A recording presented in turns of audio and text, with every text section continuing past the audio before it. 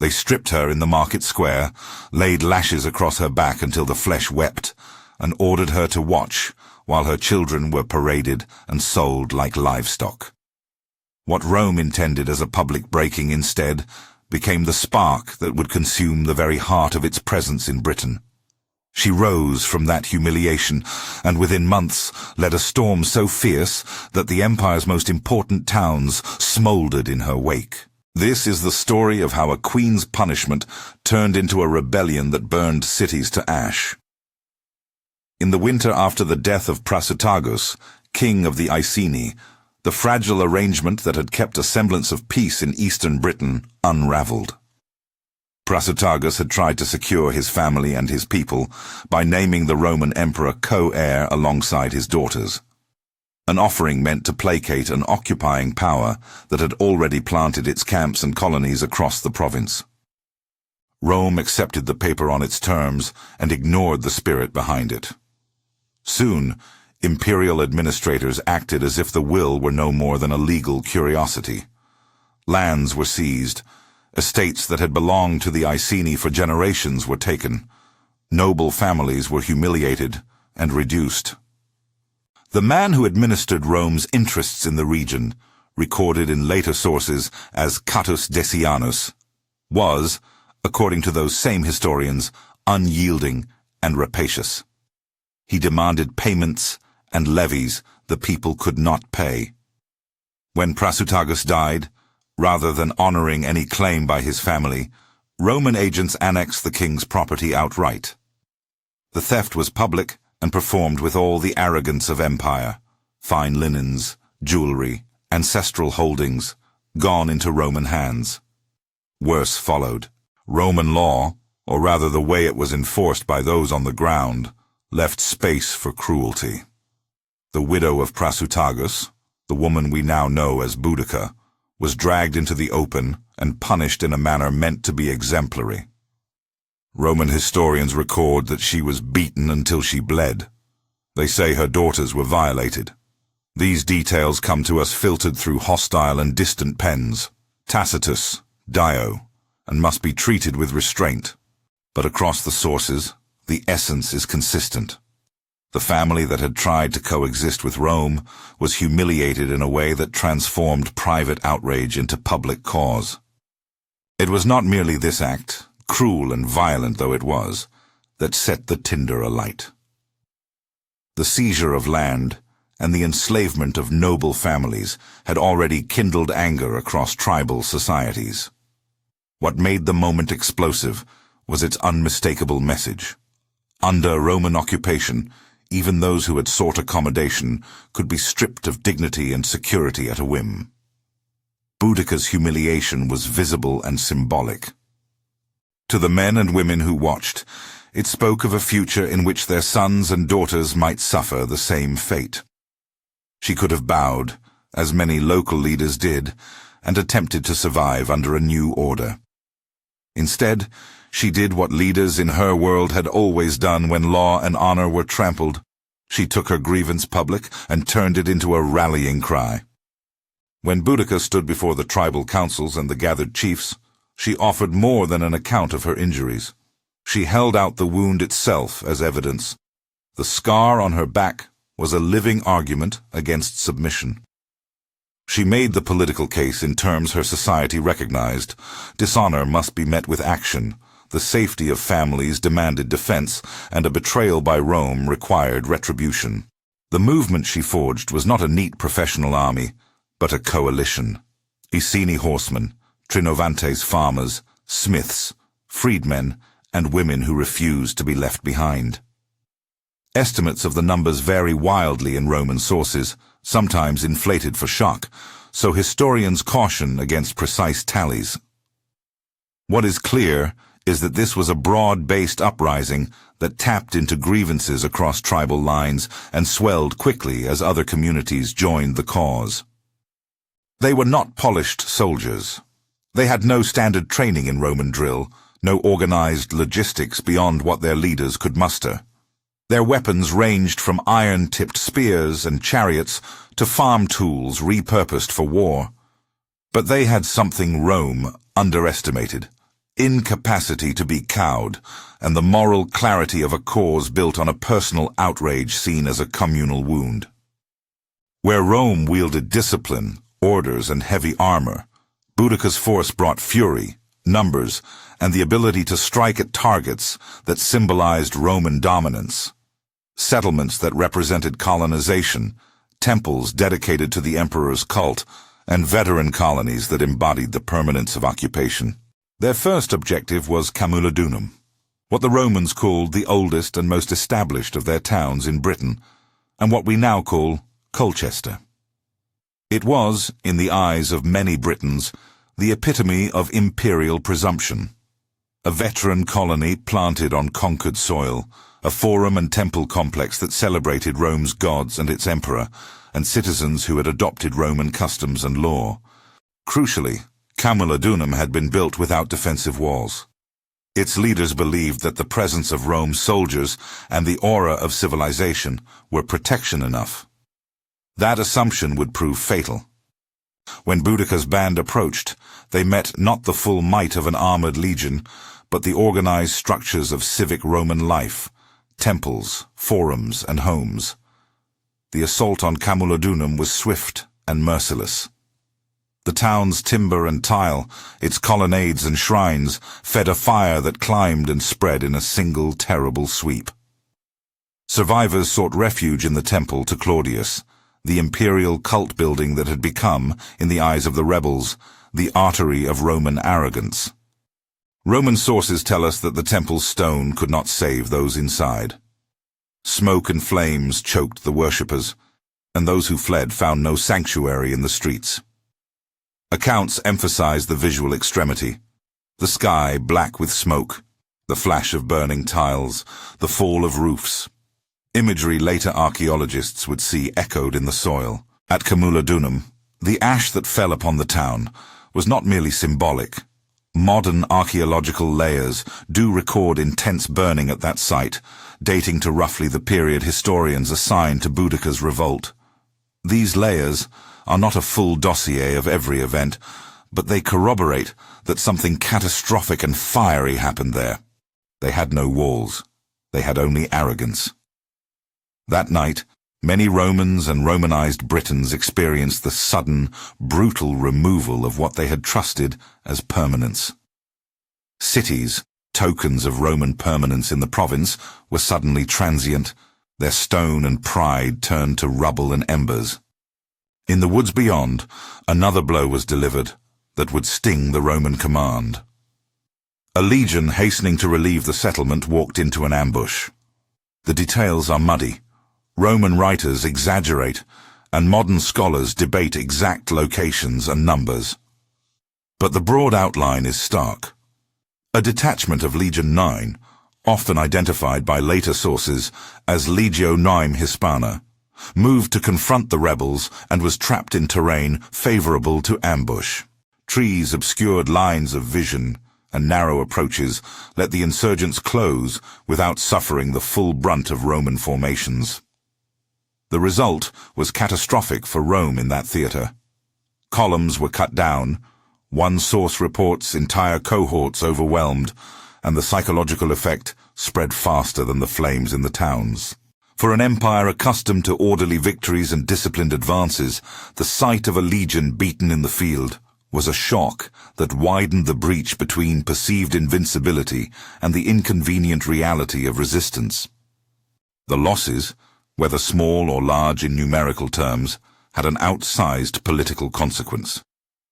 News of the destruction rippled to other settlements and to the Roman command. Panic followed shock. The governor, Suetonius Paulinus, faced a grim calculus: pursue scattered, dangerous enemy bands across difficult countryside and risk further ambushes, or concentrate his forces and choose a battlefield where Roman order might reassert itself. He chose prudence. He also made a decision that would produce one of the most damning images of the rebellion. He abandoned Londinium. Londinium was no ancient capital in the way Rome was, but it was a bustling river port and a growing center of trade and settlement that the Romans had begun to build into a regional hub. Suetonius judged the town indefensible in the face of Boudicca's surge, and concluded that the survival of his army and the ability to mount a counterattack were more important than the defense of a fragile town whose walls, or lack thereof, offered little advantage.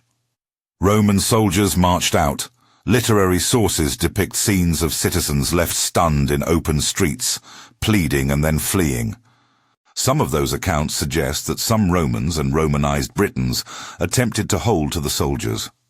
Others claim that panic and confusion reigned. The governor's cold calculus was politically necessary to preserve the fighting core of Roman power. But it produced a terrible human cost for the citizens of Londinium, who found themselves exposed to the very fury that Boudicca had been stoking. When Boudicca arrived, the response was methodical and inexorable. The town, which had grown around commerce and timber, became tinder. Buildings burned in sequence. The riverfront structures, wooden docks and shops fed the flames. Roman reports emphasized the scale and cruelty of the destruction. Accounts made vivid by their authors, but also likely amplified by their horror and moral judgment. Archaeologically, however, there is a striking complement. Beneath parts of modern London, researchers have found a layer of burnt material dating to the mid-1st century. It is not, on its own, proof of every claim in the ancient narratives, but it aligns with a historical picture of a conflagration that left a physical mark on the city's geology. Rome's reaction was not merely outrage on parchment, it was an empire flexing the muscle it still possessed. Suetonius reorganized his forces, called in veterans, and readied for a reckoning. He could not simply chase rebels across open countryside without a plan. Where the rebels had used the freedom of numbers to besiege and overrun towns, Roman commanders would seek to use space to limit those numbers' advantage. Suetonius selected a narrow defile for the decisive encounter, a place where width would neutralize the sheer mass of the insurgent host. Ancient accounts describe a strategic choice: force Boudicca's larger force into a funnel where Roman discipline and formations could be decisive. The battlefield was grimly simple in its mechanics. The rebels formed ranks, confident in their numbers and in the fervor of their cause. The Romans deployed in their customary disciplined array, lines of heavy infantry, shields locked together, javelins, pila, ready to be thrown to disrupt charging enemies. The initial Roman volleys, stones, arrows, then the pila, broke the momentum of many attackers who rushed into the kill zone. Where the Britons could not be shattered by missile fire, the Roman shield wall held, and the short sword, the gladius, came into play at close quarters. The contrast between the massed, impassioned charges of the rebels and the training and cohesion of Roman troops was stark. Ancient chroniclers describe scenes of slaughter, the ground turned to mud with bodies, a horrifying image used by Roman writers to explain both the ferocity of the attack and the severity of the reprisal. Numbers reported by Tacitus and others, tens of thousands killed, must be approached carefully. Ancient authors often employed dramatic exaggeration to emphasize moral lessons or magnify victory. Modern historians urge restraint. These figures illustrate scale more than precision. What is clear from cross-examining sources and considering logistical realities is that the Roman tactics in that confined terrain were crushingly effective. Discipline, armor, and tactical restraint overcame the headlong valor of a much larger but less coordinated force. Boudicca herself is said to have been at the heart of the fighting. Sources present her as both inspirer and participant, a leader who refused to be sidelined from the violence she had summoned. But even the most charismatic leaders are mortal. After the engagement, she disappears from the contemporary record in ways that invite speculation. Ancient accounts diverge about her end. Some say she fell ill, perhaps stricken by wounds or by disease, and died in the wilds soon after the battle. Others claim she took poison to avoid capture, choosing death on her own terms rather than the humiliation of Roman custody. Either way, the certainty is found not in the exact details of her passing, but in the fact that her uprising ended with a decisive Roman victory, and, yet, an ambiguous legacy. The immediate aftermath was one of brutal reassertion by Rome. Suetonius advanced, punished communities that had risen, and restored a semblance of order. But the empire learned, in the marrow of its administration, a lesson about the limits of coercion. Recklessness by local officials had created a conflagration that almost spun beyond control. Rome responded by tightening its command structure in Britain, adjusting how it managed local elites, and ensuring that frontier governance would be less flagrantly rapacious, an institutional caution born of raw fear. It was a strategic recalibration. The cost of imperial arrogance had been made starkly visible. Boudicca's military defeat and uncertain death did not settle the deeper matter of her reputation. Over the centuries, her image shifted and widened. To Roman chroniclers, she was a dangerous insurgent whose storm had been quelled. To later generations, especially in England, centuries after the Roman withdrawal, she became a symbol of resistance, an emblem invoked in political rhetoric and patriotic memory. Her story was reshaped into legend. In the 19th century, in a Britain eager for heroic antecedents, a statue near Westminster immortalized her figure, a queen in a chariot, a visible reminder that the memory of defiance outlives immediate defeat. The legacy is complicated. For the Britons of her own time, she was a leader who turned personal calamity into a political movement, one that revealed both the potency and peril of mass uprising. For Rome, she was a crisis that exposed weaknesses and forced reforms. For us, centuries removed, her story asks uncomfortable questions about who gets to write history, whose suffering becomes a rallying cry, and how acts meant to degrade and erase can, perversely, create the conditions for remembrance and resistance. She was publicly humiliated by Rome and burned the empire's most important city in that region to ashes, not as a gesture of mere vengeance, but as a political act born of dispossession, violation, and a refusal to accept indignity. The flames she brought down on Camulodunum and Londinium were destructive in the moment and seismic in consequence. They revealed how brittle the architecture of occupation could be when the moral authority of the rulers was undermined by greed and cruelty. Fury, when it organizes, can challenge empires. Discipline, when it confronts fury in chosen terrain, can exact a terrible price.